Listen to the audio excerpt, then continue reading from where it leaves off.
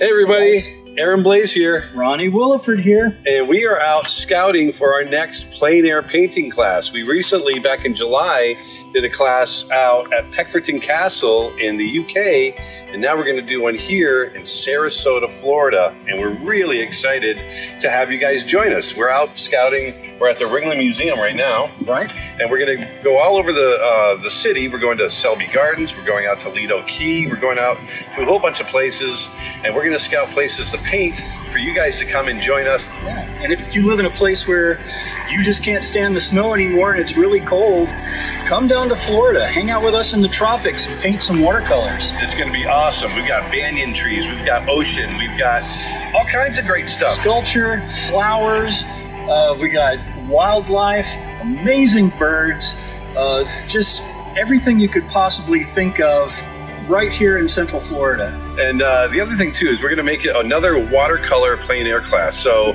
you don't have a lot of heavy supplies to bring with you. It's going to be really simple. We'd love to have you guys join us. Once again, we're going to keep it open to about 25 to 30 people. So it's going to be a first come, first serve, and we're really excited to have you. All right. So come and join us here in Sarasota, Florida. See you guys then. Thanks.